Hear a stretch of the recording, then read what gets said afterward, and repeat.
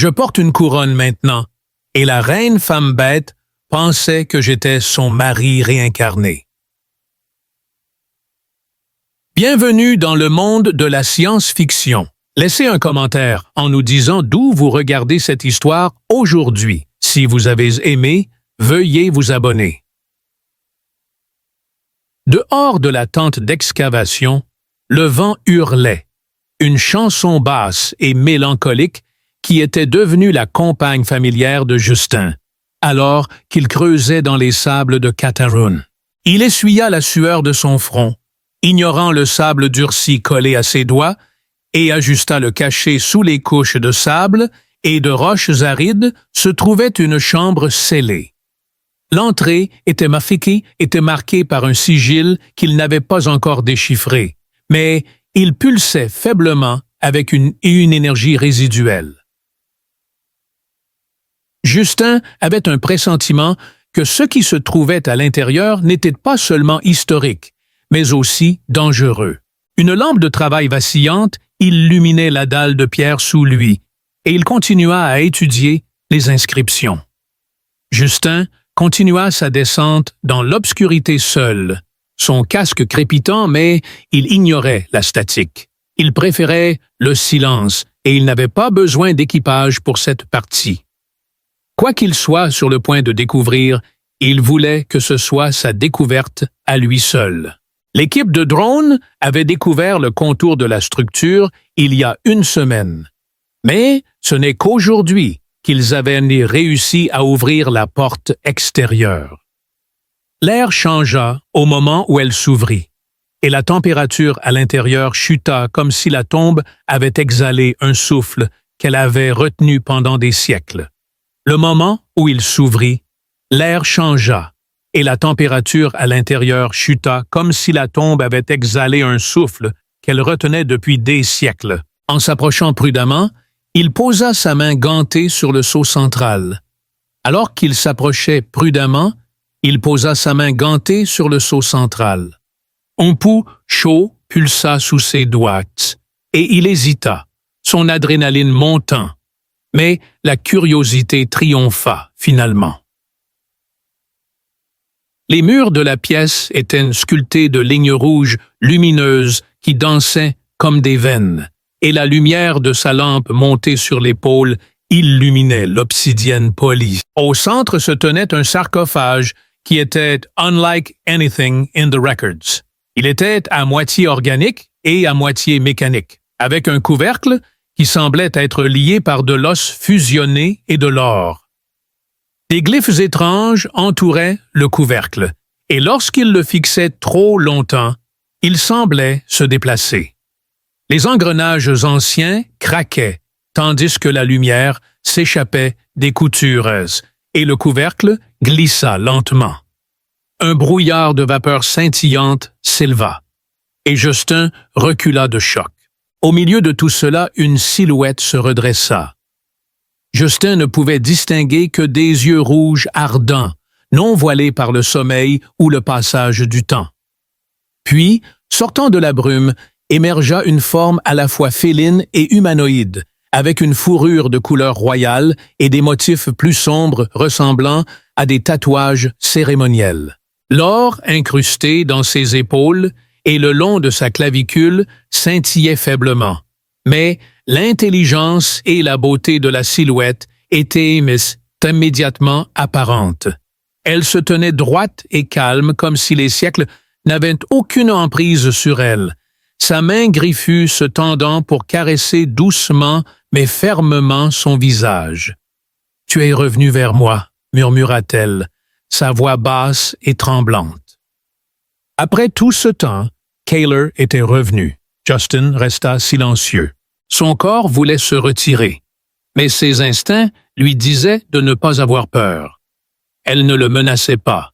Il finit par s'éclaircir la gorge et dit « Je pense que vous vous trompez de personne. » Cependant, sa voix manquait de conviction.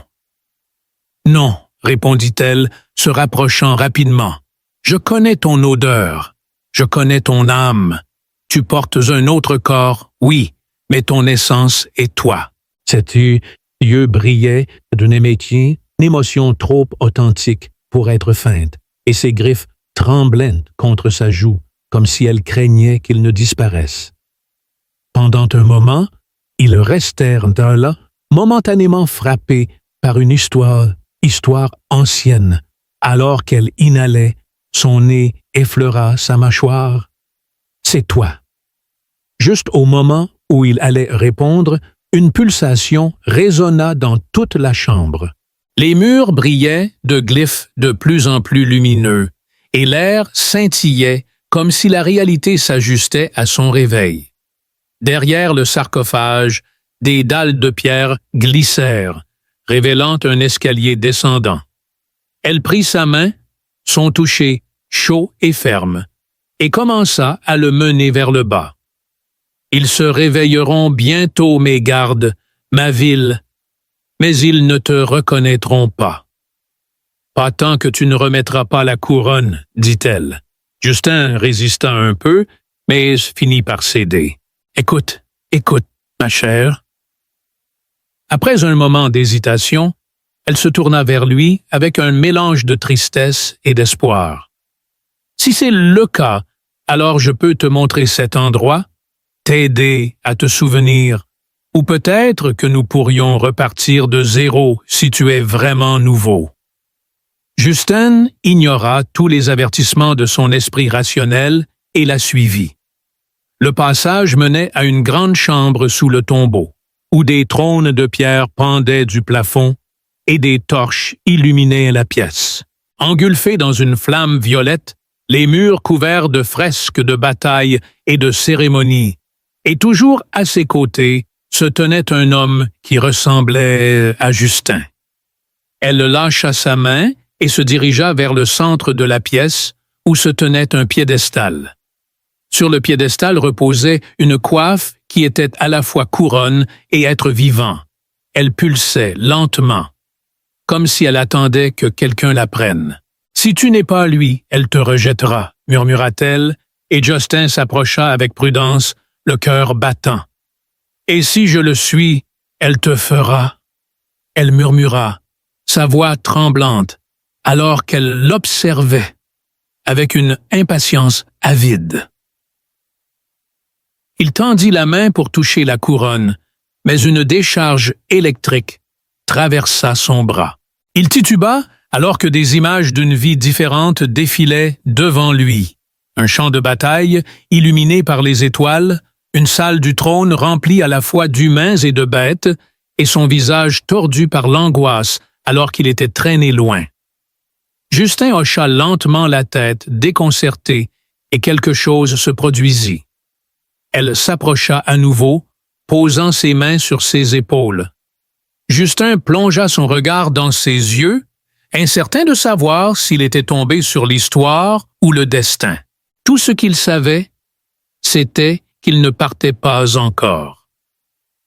La chambre tremblait au son des pierres qui se déplaçaient et du vieux mécanisme qui se réactivait au-dessus d'eux. La ville se lèvera parce que tu es revenu, et je peux sentir le soulagement dans ses yeux. Dehors, le sable commença à se déplacer et à s'effondrer. C'était comme si la couronne l'avait reconnu auparavant, son pouls maintenant plus lent, comme si elle attendait patiemment qu'il accepte ce qu'il avait vu. Oriana se tenait près de lui, sans pousser ni exiger, observant simplement en silence avec une concentration intense qui le rendait plus mal à l'aise que ses griffes n'auraient jamais pu le faire. Elle n'essayait pas de le persuader, elle croyait, et elle n'avait aucun doute qu'il était l'homme qu'elle avait pleuré, le mari qu'elle avait juxtaposé au plafond en ruine, à la tombe et à la certitude dans son regard. Justin recula du piédestal, les mains légèrement levées. Il parlait d'une voix stable, mais son esprit s'emballait comme la tempête qu'il pouvait sentir au-dessus. « Je ne me souviens de rien, » dit-il, la voix hachée. Ces images étaient des éclairs comme des rêves. Rien de ce que je peux croire. Oriana inclina la tête, ses yeux félins, écarquillés de peur.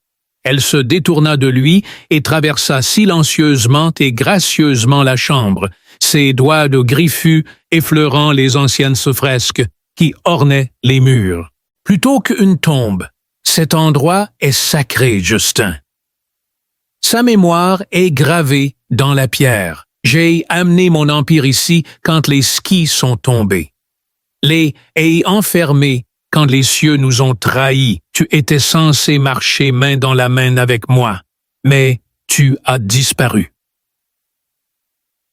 Alors qu'elle s'attardait sur une fresque particulière, ses doigts s'y attardèrent. Derrière elle, sur un trône, se tenait un homme qui ressemblait à Justin, plus qu'il ne l'aurait aimé admettre. Justin se frotta la nuque et expira, ses yeux scrutant la pièce à la recherche de tout indice qui pourrait lui fournir une explication rationnelle, un détail auquel s'accrocher pour distinguer le mythe de la méprise.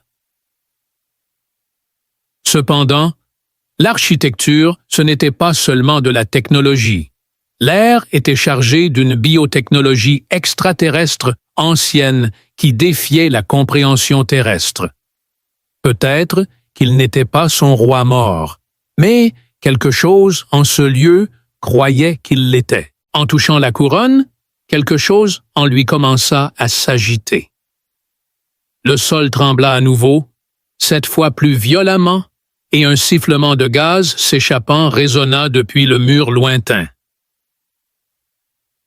Des coutures cachées s'ouvrirent, et avec un bruit sourd, une rangée de figures humanoïdes, pas des statues mais des soldats, émergea de la pierre. Leur corps était grand, et les silhouettes étaient couvertes d'un étrange hybride de muscles et de chair, et leurs visages arboraient les traits distinctifs des fameux bêtes que l'évolution avait sculptées dans chacun de leurs corps. Leurs yeux scintillaient faiblement alors qu'ils scrutaient la pièce, puis ils tombèrent tous à genoux en parfaite synchronisation, Oriana esquissant un léger sourire. « Ma garde royale !» Justin les regarda incrédule. « Ils ne me connaissent même pas. » « Je n'ai pas besoin que tu te souviennes de tout. J'ai juste besoin que tu comprennes que ce monde, celui qui se réveille maintenant, n'écoutera personne d'autre. Sans roi, ils se battront pour le trône. Mais si tu te tiens à mes côtés, ils te suivront, dit-elle, se tournant à nouveau vers lui. Sa voix était maintenant plus douce. Justin serra les dents. Il n'avait pas demandé ça. Il est venu ici pour fuir son passé. Pour éviter d'hériter de la richesse de quelqu'un d'autre, demanda-t-il. Oriana ne répondit pas tout de suite, alors elle le dépassa, posant une main griffue sur un nœud de contrôle qui s'illumina sous son toucher. Une section du plafond glissa sur le côté, révélant un tunnel courbé menant vers le haut, sculpté avec les mêmes glyphes lumineux. Alors, les tribus d'en haut se battront entre elles. Les pilleurs s'introduiront dans cette tombe et la couronne tombera entre les mains de ceux qui cherchent la guerre. Elle s'arrêta, se retourna vers lui et dit « Je te pleurerai encore ». Il la suivit dans le couloir, mais ce n'était pas. Un sentiment de soumission l'envahit. Il ne pouvait pas mettre le doigt dessus, mais quitter la pièce ne lui semblait tout simplement pas juste. Ce n'était pas parce qu'il pensait être Kaler, mais parce qu'il pouvait arrêter l'effusion de sang. Peut-être que c'était une raison suffisante pour rester pour le moment. Ils entrèrent dans une vaste chambre qui avait été complètement sombre auparavant, mais qui pulsait maintenant d'une lumière étrange et lumineuse. Des lianes de circuits vivants s'étiraient le long des murs et du sol, menant à un trône massif au centre, qui n'était ni construit ni fabriqué, mais avait évolué à partir d'une combinaison de composants biologiques et minéraux. À côté se tenait un second trône plus petit, moins élaboré. Il s'approcha du deuxième trône, se tenait devant comme s'il allait le mordre, et murmura Tu as dit que je n'avais pas à me souvenir, mais que se passe-t-il si je ne le fais jamais? » Tandis que Oriana s'approchait du sien et se tournait pour attendre. « Alors tu crées de nouveaux souvenirs, » expliqua-t-elle, « mais s'asseoir est un choix que tu dois faire. » À part le faible bruit des systèmes qui s'allument et s'éteignent, la pièce était d'un silence mortel. Justin prit une profonde inspiration et s'enfonça dans le trône étrangement chaud, qui semblait bouger sous lui comme s'il respirait. Oriana était assise en face de lui, son expression impénétrable. À ce moment-là, les portes de la chambre s'ouvrirent en grand, et une foule de gardes, d'advisors et de figures, vêtus de robes portant des sigles anciens, entrèrent. En apercevant Justin, ils s'arrêtèrent, leur confusion et leur étonnement emplissant l'air. Oriana se leva et contempla son roi, renaissant. Mais au lieu de se lever, Justin resta immobile. Il s'est assis au pied des escaliers, non pas avec arrogance, mais avec une détermination mesurée. Il n'était pas leur Kaler, et il n'avait pas besoin de l'être. Il était là écoutant, et il n'allait pas fuir. Pour des raisons qu'il ne pouvait pas vraiment identifier, il prit la décision de rester. La salle du trône, qui était restée inutilisée pendant des siècles, semblait prendre vie comme si elle n'avait attendu que le retour de ses souverains. Les murs scintillaient d'une bioluminescence particulière, projetant des motifs changeants de rouge et de violet à travers l'énorme salle. Justin pouvait sentir les regards sur lui, non seulement ceux des gardes, mais aussi ceux des citoyens, des conseillers en robe qui étaient entrés, mais le trône et la couronne restaient silencieusement sur leurs piédestaux près de l'entrée. Sous la pierre, quelque chose de plus ancien et plus complexe vibrait, comme un cœur endormi. Ce n'était pas une technologie telle que nous la connaissons sur Terre, mais plutôt un artefact ancien qui était intimement tissé dans la structure même de l'Empire, et il semblait l'avoir accepté. Les courtisans maintenaient leur distance, mais leurs murmures devenaient de plus en plus forts au fil du temps. Certains s'inclinèrent, tandis que d'autres semblaient enragés. Une femme bête avec des mèches argentées dans sa fourrure grogna bas et avec aigreur. Oriana finit par parler. « Cette cour est à présent réunie de nouveau. Katarun respire à nouveau. Que ceux qui ont des voix les expriment. » Sa voix était claire, autoritaire et froide. Elle ne regardait pas Justin en le disant. Elle n'avait pas besoin qu'il sache qu'Oriana serait vulnérable sans lui. Justin resta assis sur le trône, le dos droit mais pas rigide, les coudes reposant sur ses genoux. Il n'était pas dupe. Sa main reposait délicatement sur l'accoudoir de son trône, ses griffes tapotant rythmiquement. L'un de ses conseillers, un homme grand et large d'épaules, avec une fourrure en bronze poli et un col haut, s'inclina raide. « Ma reine, avec tout le respect que je vous dois, cet humain n'est pas un Kaler. » Justin resta impassible et imperturbable, refusant de se défendre. Il permit à l'homme de parler, croyant qu'il valait mieux savoir qui s'opposait à eux que de les réduire au silence. Ni la reine ni Justin n'interrompirent. Au lieu de cela, elle permit à la salle de continuer, se mijoter dans sa douleur jusqu'à ce que les murmures reprennent.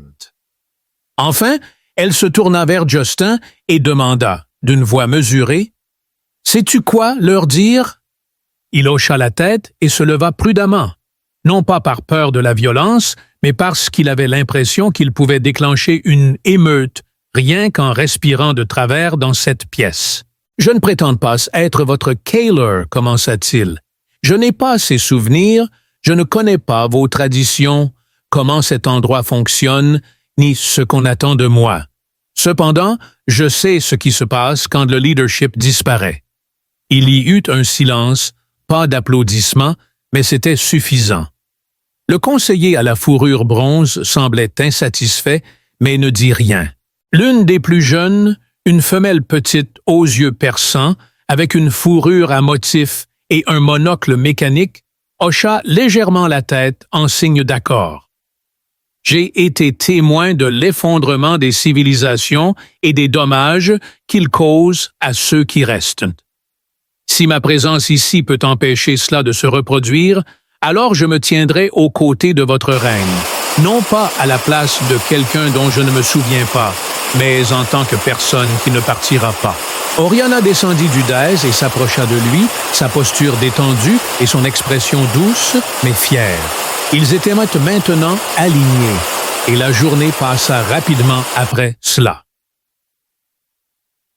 Les coureurs apportèrent également de vieilles écartes et des plans de restauration. La ville, sous les sables, s'éveillait, avec des nœuds d'infrastructure signalant une fonctionnalité à 60%. Le temple s'était protégé pendant son long sommeil, mais les charognards de Hans à la surface rôdaient toujours et plusieurs factions de Beastkins plus petites étaient désormais en désaccord. Après que la chambre fut dégagée, Justin se retrouva dans un long couloir derrière la salle du trône.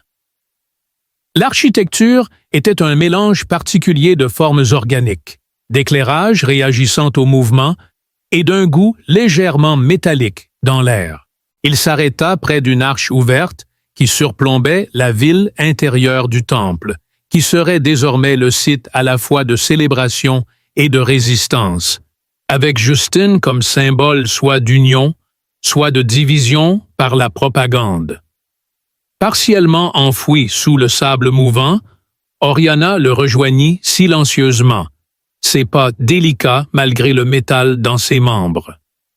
Pendant un moment, elle ne dit rien, se contentant de regarder avec lui. Finalement, Justin rompit le silence et demanda « Combien de personnes Kaler a-t-il gouverné ?» Elle répondit « Notre empire s'étendait au-delà de ce monde, mais quand la guerre est venue, nous sommes tombés. Cette planète était notre sanctuaire, notre dernière défense. Il est resté à mes côtés quand le ciel a brûlé. » Oriana fit une pause, son regard se perdant jusqu'à ce qu'il ne le fasse plus. Justin la regarda, n'étant toujours pas sûr de la façon d'aborder le sujet. « Tu as dit qu'il t'avait trahi. »« J'ai dit que c'est ainsi que l'histoire s'en souvient, » dit-elle, sa voix basse. « J'ai eu des siècles pour me demander si c'était vrai ou si on m'avait menti. Quand il a disparu pendant la bataille finale, j'ai supposé le pire, pensant qu'il avait fui. Mais quand je l'ai retrouvé plus tard, capturé et modifié par l'ennemi, j'ai pris une décision. J'ai ordonné son exécution. Je l'ai enterré moi-même. Mais je n'ai jamais cessé de me demander si j'avais eu tort. » La bouche de Justin se dessécha. « Alors tu penses que je pourrais être lui revenu? Je pense que tu es quelque chose de nouveau, » dit-elle. Elle s'approcha de lui, son regard se rétrécissant alors qu'elle réagissait aux échos soudains des alarmes résonnant à travers la pierre. « Le temple t'a reconnu. Cela signifie quelque chose et une partie de moi se moque de qui tu es. Ce qui compte le plus, c'est que tu sois ici, maintenant. » Il était à court de mots, ne sachant pas comment répondre. La vérité, simple et dépouillée, avait plus de poids que les 100 titres que ses gardes avaient mis murmurés en s'agenouillant. Elle ne voulait pas d'un fantôme, mais de quelqu'un de sincère et de volontaire.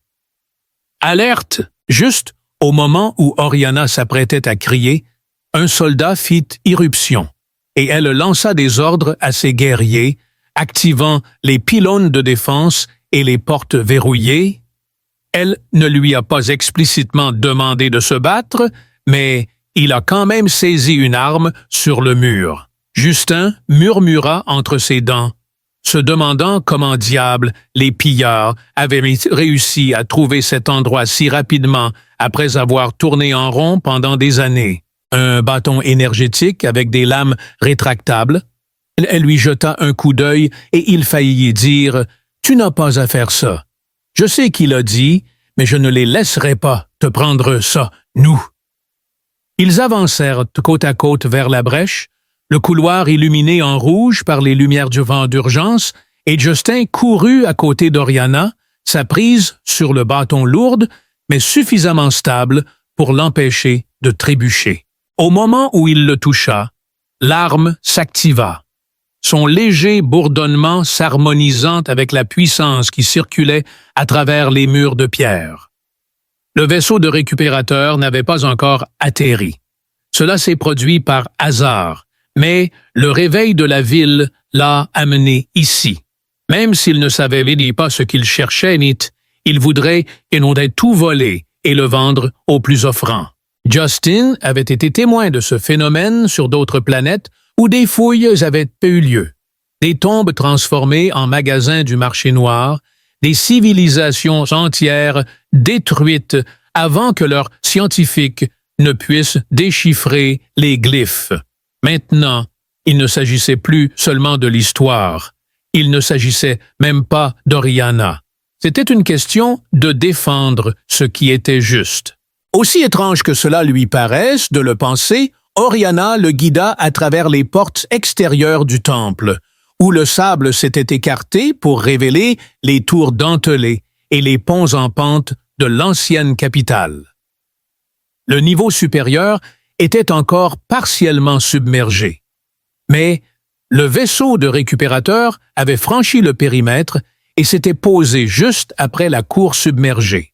Le train d'atterrissage avait écrasé plusieurs anciennes flèches sous son poids, et Justin pouvait distinguer des mouvements autour du vaisseau, 6 silhouettes, maniant des combinaisons blindées et des armes. 2 d'entre eux, étaient déjà en train de pirater un terminal de contrôle près de l'arche, comme s'ils s'attendaient à un piège. La main d'Oriana se leva dans un geste silencieux et ses soldats se glissèrent dans l'ombre de chaque côté des intrus. Justin s'accroupit près d'un muret bas, jetant un coup d'œil juste assez pour voir l'un des pillards ramasser un dispositif ancien sur une colonne brisée. Il le tenait dans ses mains comme un enfant avec des bonbons volés. Et Justin sentit son estomac se nouer. « Ils vont tout dépouiller », murmura-t-il. « Ils se fichent de ce qu'ils sont. »« Ils ne l'ont jamais fait », murmura Oriana. Malgré son attitude calme, Justin pouvait sentir la tension dans son corps et la menace qu'elle essayait de transmettre. Ces guerriers émergèrent de leur cachette comme des bêtes sauvages. Leurs armes flamboyant dans l'obscurité, tandis que des cris résonnaient dans l'air. Justin, avec les autres, se lança dans la mêlée, esquivant les explosions et repoussant les forces ennemies. Un projectile effleura son épaule, brûlant le bord de sa cape, mais la douleur ne fit qu'affiner son attention. Oriana se déplaçait comme du feu liquide, sautant de mur en mur, ses griffes déchirant l'armure comme du papier. L'un des pillards tenta de fuir, mais elle atterrit devant lui faisant tomber son bouclier. Justin ne se vanta pas, cependant. Il se tourna et balança le bâton pour intercepter un autre attaquant, celui-ci tirant déjà. Il a mis de côté son arme et l'a immobilisé avec un grognement. « Pourquoi es-tu ici ?» demanda-t-elle. Il cracha à ses pieds. « J'ai entendu dire qu'une ville se réveillait. Je pensais qu'on aurait le premier choix. Tu as fait le mauvais choix. » Elle le projeta dans le sable avec suffisamment de force pour laisser une empreinte. Justin se retourna vers le combat principal. Il ne restait que 2 pillards, et ils se retiraient tous deux vers le vaisseau. L'un d'eux tenait une sphère lumineuse dans sa main. C'était le même dispositif que Justin avait vu sortir des ruines quelques minutes plus tôt. Il pulsait avec un rythme dangereux. « Ce n'est pas une relique. C'est un dispositif de sécurité, » murmura-t-il. Il se précipita après eux, Oriana le suivant sans hésitation. Ils poursuivirent les pilleurs fuyant dans le ventre de leur vaisseau, où ils trouvèrent un environnement exigu et métallique bourdonnant d'énergie résiduelle. L'un des pilleurs se pencha dans le cockpit, criant quelque chose que Justin ne pouvait pas comprendre. L'autre resta pour bloquer leur chemin, levant un lourd coupeur de plasma. Justin ne perdit pas de temps à priver l'homme de l'opportunité de viser. Au lieu de cela, il se précipita en avant, balançant le bâton énergétique bas et balayant les jambes de l'homme sous lui. Le pilleur frappa le sol avec un bruit sourd. Justin appuya sa botte contre la poitrine de l'homme, enfonçant jusqu'à ce qu'il perde connaissance. Pendant ce temps, Oriana était déjà à l'entrée du cockpit, ses griffes tranchant à travers le panneau de la porte. Des étincelles jaillirent alors que la porte s'ouvrait, libérant la sphère. Justin la vit rebondir une fois sur le sol métallique avant qu'une vague de chaleur ne l'engloutisse. Il plongea en avant, l'entourant alors que le pouls s'intensifiait. D'une manière ou d'une autre, il avait une étrange sensation que cela avait un lien avec la ville, que son activation déclencherait une réaction en chaîne qui détruirait le vaisseau, et peut-être pire. Réaction dans le temple en dessous. Alors que l'énergie affluait dans sa peau, il pouvait à peine entendre la voix de la couronne résonner dans son esprit. « Justin, je l'ai !» cria-t-il, sa prise se resserrant autour de la sphère. Il serra les dents, se concentrant sur le souvenir que la couronne avait partagé avec lui avant la commande de contournement, la séquence qu'il avait brièvement entrevue pendant la vision. Avec précision, il localisa les lignes gravées sur la surface de la sphère et les pressa dans le bon ordre. Alors que le pouls s'estompa, la sphère commença à bouger. Même si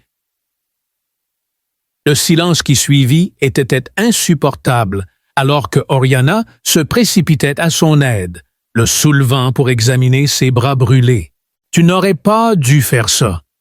Je ne pouvais pas le laisser exploser. » Un léger sourire se dessina sur son visage alors qu'il attendait qu'Oriana touche à nouveau son visage, cette fois sans griffes tremblantes. Soit lui, soit quelqu'un d'autre mérite la même couronne. Ils traînèrent d'être les récupérateurs inconscients hors du vaisseau avant qu'Oriana n'active une impulsion de rétroaction, grillant ses systèmes. Le vaisseau tout sauta, et dans la cour, ses soldats rassemblèrent les prisonniers restants et les lièrent avec une technologie archaïque. Alors que le soleil plongeait sous l'horizon, Justin se tenait aux côtés d'Oriana, contemplant la ville partiellement submergée. Les lumières commencèrent à scintiller à travers les tours anciennes et il commença à comprendre leur signification. « Tu as bien combattu », murmura-t-elle. « J'ai eu des jours pires, » dit-il en se frottant l'épaule douloureuse. « Mais je commence à penser que je suis complètement dépassé. Bien que tu sois encore sain d'esprit, dit-elle en se penchant légèrement, son regard s'adoucissant. Mais tu as combattu, et cela compte plus que tu ne le sais.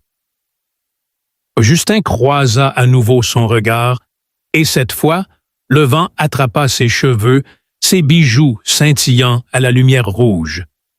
Elle était plus qu'une guerrière ou une reine.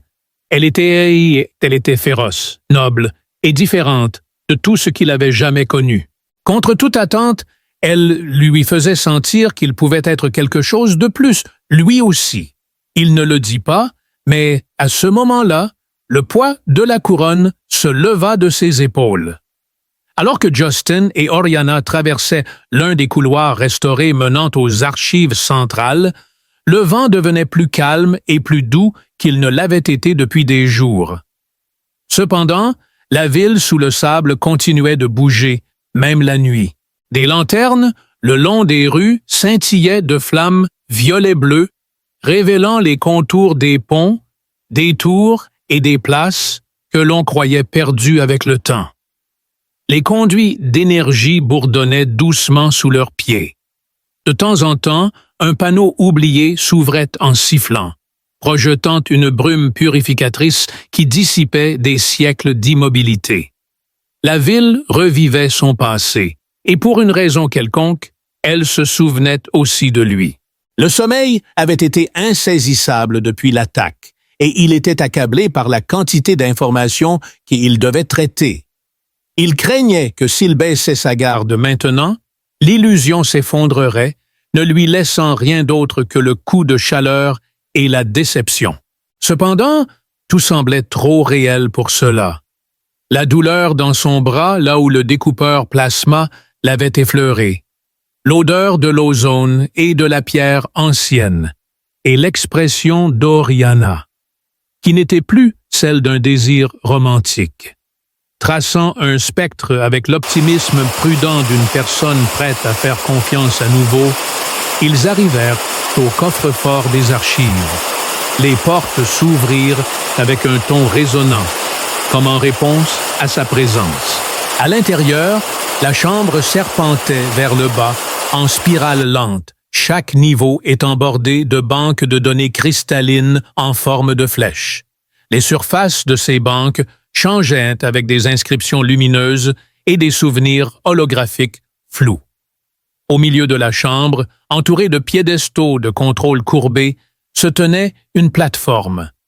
Oriana s'avança vers l'une des banques et toucha doucement le console. « C'était autrefois l'esprit de l'Empire », murmura-t-elle doucement. « Chaque loi, chaque alliance, chaque trahison y est enregistrée. Quand Kaler et moi avons construit la ville-temple, c'était notre sauvegarde. Si le monde d'en haut brûlait, la vérité survivrait toujours. » Elle jeta un coup d'œil à Justin, mais elle manquait de courage pour revoir ses dernières entrées. Après que j'ai donné l'ordre, il avança lentement. « Tu veux savoir ce qui s'est vraiment passé. Je veux que nous sachions si j'ai fait une erreur, si j'ai tué le mauvais homme. » Sa voix ne se brisa pas, mais le